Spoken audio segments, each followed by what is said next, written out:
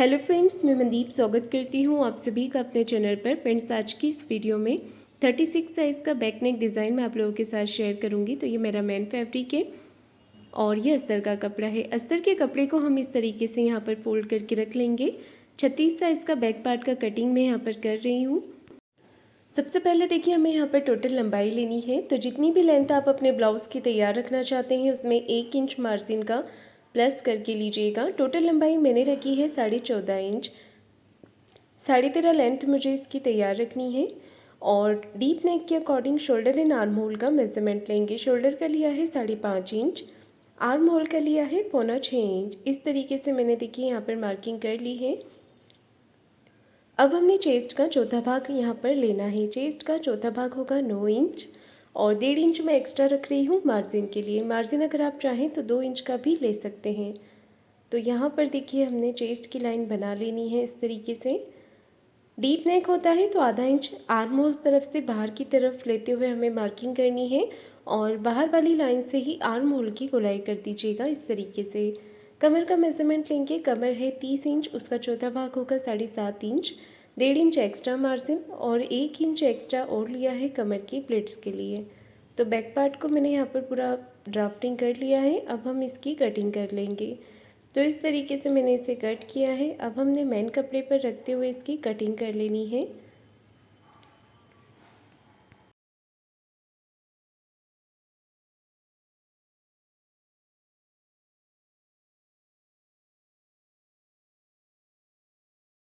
ये देखिए, main fabric पर मैंने इसकी कटिंग कर ली है। अब हमें लेना है गले का मेज़रमेंट। तो गले की जो चौड़ाई है वो रख रही हूँ मैं यहाँ पर 2.5 इंच की। अगर आप छोटे साइज़ में बनाएंगे तो 2 इंच ही लीजिएगा। गले की टोटल लंबाई रखी है 10.5 इंच। नेक विड्थ लिया है 2.5 इंच। गले की लंबाई ली है 10.5 इंच और नीचे से गले की चौड़ाई रखी है मैंने 3.5 इंच। तो इस तरीके से हमने यहाँ पर एक चौकोर बॉक्स बना लेना है। उसके बाद मटका शेप यहाँ पर ड्रॉ करना है। ये देखिए, इस तरीके से पॉट शेप मैंने बना लिया है। इसे जो इसका ब्रॉडनेस है वो आप अपने अकॉर्डिंग कम ज़्यादा करके ले सकते हैं। अब हमने इसे कट करना है। तो देखिए, इस तरीके से गले की कटिंग करेंगे। तो गले को मैंने यहाँ पर कटिंग कर लिया है। अब इसका पेपर पेस्टिंग पे ड्राफ्टिंग कर लेंगे। अगर आपके पास पेपर पेस्टिंग नहीं होता है तो आप इसे सिंपल सिलाई लगाकर पलटा कर भी बना सकते हैं। पेपर पेस्टिंग को डबल फोल्ड करते हुए हमने नीचे की तरफ रख लेना है और एज इट इज़ गले के अकॉर्डिंग मार्किंग कर लेनी है। इसके बाद बाहर की तरफ से 1 इंच पेपर पेस्टिंग को एक्स्ट्रा लेते हुए हमने इसकी कटिंग कर देनी है। तो बैक पार्ट हमारा कटिंग हो गया है। ये देखिए इस तरीके से। इसके बाद अब ये वाला जो पैटर्न है इसे हमने इस तरीके से मार्क कर देना है। तो इस पैटर्न की जो चौड़ाई है वो अब आप अपने हिसाब से कम ज़्यादा करके ले सकते हैं। ये देखिए, ये पैटर्न मैंने कटिंग कर लिया है। अब इसे पेपर पेस्टिंग के ऊपर रखते हुए हमने इस तरीके से मार्किंग कर देनी है। तो ऊपर और नीचे से आप नहीं भी बढ़ाएंगे तो बराबर करके ले लीजिए। और बाहर की तरफ से देखिए, साइड से इसकी जो विड्थ है वहाँ से मैंने 1 इंच इसे बढ़ाया है, क्योंकि जब हम इसे ब्लाउज़ के साथ अटैच करेंगे तो दबाव के लिए हमें एक्स्ट्रा जो मार्जिन है वो चाहिए होगा। तो साइड से दोनों तरफ से 1-1 इंच बढ़ा कर लेना है। अब हमने इसे मेन कपड़े पर रखकर इसकी कटिंग कर देनी है। अगर आपके पास मेन कपड़ा ज़्यादा नहीं होता है तो आप गोल्डन कपड़ा ले सकते हैं या फिर आप कोई भी कंट्रास्ट फैब्रिक में इसे कट कर सकते हैं। मेन फैब्रिक के साथ साथ हमें अस्तर का फैब्रिक भी चाहिए। तो अस्तर के पैटर्न के ऊपर भी मैंने इसकी कटिंग कर ली है। इन पैटर्न को हम साइड में रख लेंगे और जो हम ब्लाउज़ की डिज़ाइन बनाएंगे उसके लिए हमने फैब्रिक लेना है। तो सबसे पहले देखिए, मैंने यहाँ पर एक लाइन ड्रॉ करके कपड़े को सीधा कर लिया है और 3 इंच की चौड़ाई में इसे कट कर लेना है। कुछ कपड़े के पीसेस हमें कट करने ही 3 इंच की लंबाई चौड़ाई में। तो ये पैटर्न को हम कटिंग करके रख लेंगे ताकि जब हम डिज़ाइन बनाएंगे तो हमें ज़्यादा कटिंग ना करना पड़े और आसानी से इसकी डिज़ाइन तैयार कर लें कम समय में। इसी के साथ साथ हमें मेन फैब्रिक भी चाहिए। तो मेन फैब्रिक के भी पीसेस हमें कट कर लेने हैं 3 इंच की लंबाई और चौड़ाई में। ये देखिए, बराबर से इन पैटर्न्स को कट करके हमने साथ में रख लेना है। ये देखिए, पैटर्न अलग रख देंगे साइड में। इसके बाद कुछ पैटर्न हमें और कट करने हैं जिनकी लंबाई चौड़ाई 2.5 इंच लेंगे, यानी कि 2.5 इंच पर मार्किंग करेंगे। तो पहले एक सीधी सीधी मार्किंग कर लेनी है 2.5 इंच पर और इस तरीके से पट्टी को कट करेंगे। 2 पट्टियाँ हमें यहाँ पर कटिंग करनी है।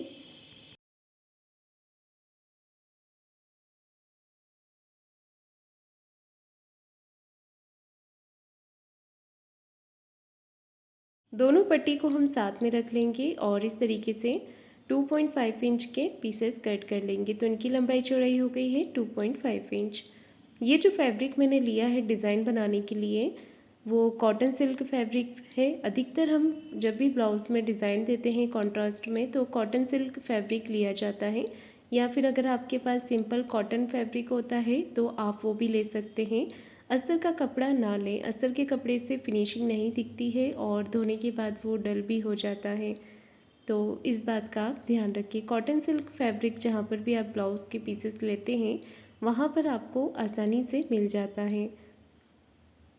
ये देखिए इस तरीके से हमने यहाँ पर पेपर पेस्टिंग को अटैच कर देना है ब्लाउज़ के साथ। तो इस तरीके से मैंने ब्लाउज़ के साथ पेपर पेस्टिंग को अटैच कर दिया है। आप चाहें तो इसे प्रेस के साथ कपड़े के ऊपर पेस्ट कर सकते हैं या फिर आप इस तरीके से सिलाई लगाकर भी इसे अटैच कर सकते हैं। अगर आप सिलाई लगा रहे हैं तो सिलाई आप दोनों कॉर्नर की लगाइएगा। इसका जो बीच का पेपर पेस्टिंग है वो मैंने कटिंग करके निकाल दिया है। इसके बाद अब हमने यहाँ पर मेन फैब्रिक और अस्तर के कपड़े को साथ में अटैच करना है। तो मेन फैब्रिक को रखेंगे सीधा और अस्तर के कपड़े को इसके ऊपर रखते हुए अच्छे से पिन लगा देंगे। यहाँ पर बराबर से रखते हुए हमने पिन लगा दी है। अब हम यहाँ पर एक पैर का मार्जिन कवर करते हुए सिलाई लगाएंगे। तो इस तरीके से हमने यहाँ पर सिलाई लगाकर इसे अटैच कर देना है।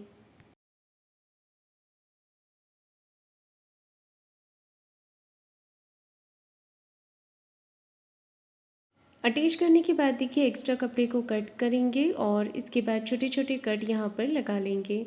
इस तरीके से हमने कट लगा देने हैं। अब इसे पलटते हुए एक सिलाई अस्तर के कपड़े के ऊपर लगाएंगे। तो इस तरीके से एक कॉर्नर की सिलाई लगाकर इसे कंप्लीट कर देंगे।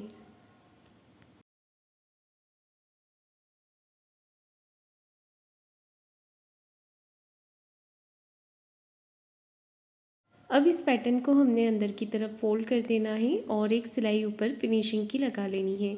ये देखिए अस्तर वाला जो भाग है वो आपका सीधी तरफ नहीं दिखना चाहिए, इसे अंदर की तरफ रखते हुए ही हमें सिलाई लगानी है। तो बिल्कुल अच्छे से फिनिशिंग के साथ हम यहाँ पर सिलाई लगाकर इसे कंप्लीट कर देंगे।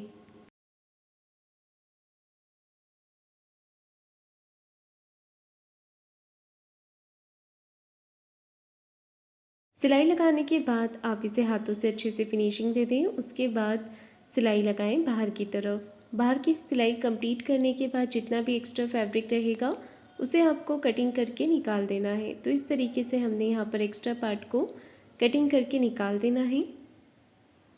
ये देखिए इस तरीके से ये पार्ट मैंने कटिंग करके निकाल दिया है। इसके बाद हमने सेंटर में एक छोटा सा कट लगाना है और सेंटर से कपड़े को फोल्ड करेंगे इस तरीके से और दोनों ही तरफ प्लेट्स लगा लेंगे 4 इंच की लंबाई में। तो कमर में प्लेट्स लगाकर आपको इसे कंप्लीट करना है।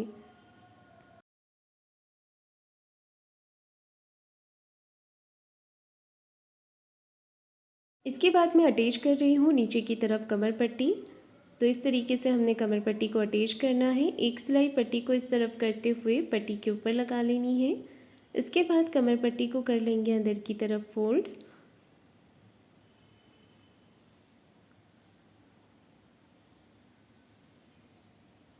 ये देखिए कमर पट्टी मैंने अंदर की तरफ फोल्ड कर दिया है और ये बैक पार्ट हमारा कंप्लीट हो गया है, बन के तैयार हो गया है। इसका डिज़ाइन बनाएंगे। तो हमने जो यहाँ पर पीसेस कट किए थे 2.5 इंच की लंबाई चौड़ाई में, सबसे पहले हमें उन्हें लगाना है। तो इन पैटर्न्स को हम इस तरीके से फोल्ड करेंगे और यहाँ पर सिलाई लगा लेंगे। ये सारे ही पैटर्न हमने इसी तरीके से तैयार कर लेने हैं।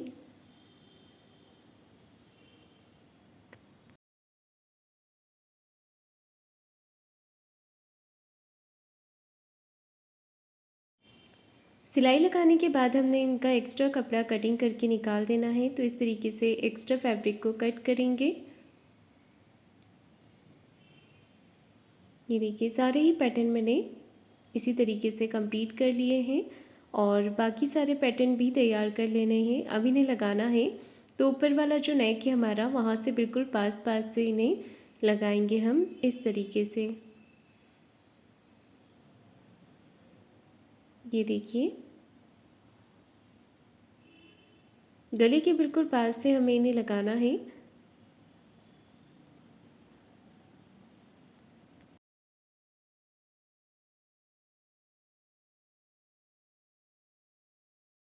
पूरे ही नेक पे मैंने लगाकर कंप्लीट कर लिया है। इतना भाग देखिए हमारा तैयार हो गया है। इसके बाद हम क्या करेंगे, ये जो सेंटर में पैटर्न हमने अटैच करना है इसके मेन फैब्रिक के साथ हमने पेपर पेस्टिंग को अटैच कर देना है। आप अस्तर के साथ भी कर सकते हैं। मेन फैब्रिक के साथ हमने देखिए पैटर्न को इस तरीके से अटैच कर दिया है। इसके बाद इसके नीचे रखेंगे अस्तर वाला फैब्रिक और इसके बराबर से सिलाई लगा देंगे। तो एक कॉर्नर की सिलाई हमने यहाँ पर लगानी है और एक कॉर्नर की सिलाई हमने नीचे की तरफ लगानी है। दोनों तरफ से साइड से ये खुला रहेगा क्योंकि हमें इसे पलट के सीधा करने के लिए थोड़ा फैब्रिक रहने देना है। छोटे छोटे कट्स ज़रूर लगाइएगा ताकि आसानी से ये पलट के सीधा हो जाए। तो ये पैटर्न हमारा कंप्लीट हो गया है। अब आप इसे इस तरीके से बाहर की तरफ निकाल लीजिए और बहुत ही आसानी से ये देखिए बिना किसी उसके निकल जाएगा। अगर निकालने में प्रॉब्लम आती है तो आप पेंसिल या पेचकस से इसे सीधा कर सकते हैं। ये देखिए पैटर्न हमारा इस तरीके से सीधा हो जाएगा। फिर आप इसके कॉर्नर्स जो हैं वो ऊपर और नीचे के निकाल लीजिएगा हल्का हल्का प्रेस करके पेंसिल से। और यहाँ पर हमने ऊपर फिनिशिंग की सिलाई लगा देनी है। तो दोनों तरफ अच्छे से बिल्कुल फिनिशिंग के साथ सिलाई लगा देंगे। अब इस पैटर्न पे हमने लेस अटैच करनी है और ये पैटर्न अटैच करने हैं। तो इन पैटर्न को भी हम इसी तरीके से तैयार करेंगे।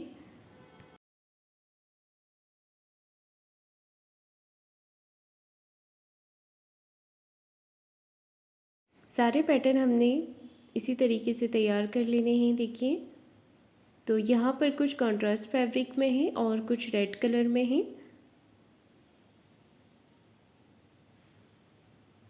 अब इन पैटर्न को हमने इस तरीके से रख लेना है। देखिए इस यहाँ पर और सिलाई लगा देनी है।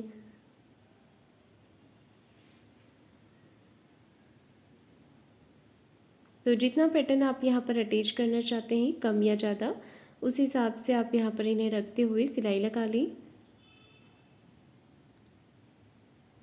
अब हमें यहाँ पर इन्हें रखना है और अच्छे से ये देखिए फिनिशिंग के साथ सिलाई लगा देनी है। बिल्कुल बीच में सेंटर में इसे रखते हुए सिलाई लगा देंगे और अब इस पैटर्न के ऊपर लेस अटैच कर देंगे।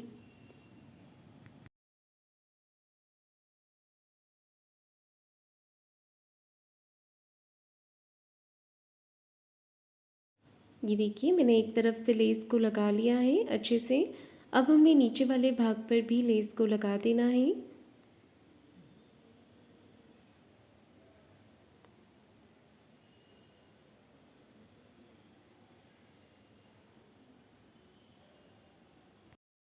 नीचे वाले भाग पर भी हमने लेस को अटैच कर देना है। ये पैटर्न देखिए यहाँ पर आएगा इस तरीके से। तो पहले बराबर करके आप चेक कर लें, उसके बाद यहाँ पर लेस को अटैच कर दें। तो गले पर बिल्कुल अच्छे से फिनिशिंग के साथ हमने लेस को लगाना है।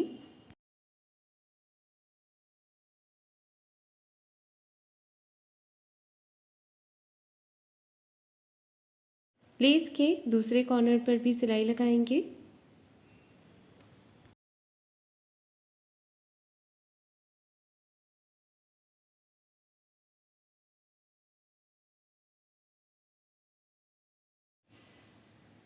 ये भाग हमारा तैयार हो गया है। अब हमने इस पैटर्न को यहाँ पर अच्छे से रख लेना है। तो पहले क्या करेंगे, सेंटर में मार्क कर लेंगे क्योंकि हमें सेंटर से ही इसे अटैच करना है। तो सेंटर के ऊपर यहाँ पर रखते हुए आपको पहले इसे अच्छे से पक्का कर देना है। ये देखिए इस तरीके से। अच्छे से पका करेंगे। उसके बाद यहाँ पर दोनों तरफ से इसे स्टिच कर देंगे और यहाँ पर भी पका कर देना है। अब हमने इसे दूसरी तरफ से रखना है बराबर करते हुए और यहाँ पर भी अच्छे से पका करते हुए सिलाई लगा देनी है। मशीन को आगे पीछे करते हुए आप यहाँ पर पक्की सिलाई ज़रूर लगाएं। तो अच्छे से मैंने इस पैटर्न को यहाँ पर अटैच कर दिया है और इसी के साथ ये जो नेक डिज़ाइन है वो बनके कंप्लीट हो गया है। तो फ्रेंड्स, आपको आज का मेरा ये डिज़ाइन कैसा लगा है मुझे कमेंट करके ज़रूर बताइएगा। वीडियो को लाइक शेयर ज़रूर कीजिएगा और चैनल को सब्सक्राइब ज़रूर करें। धन्यवाद।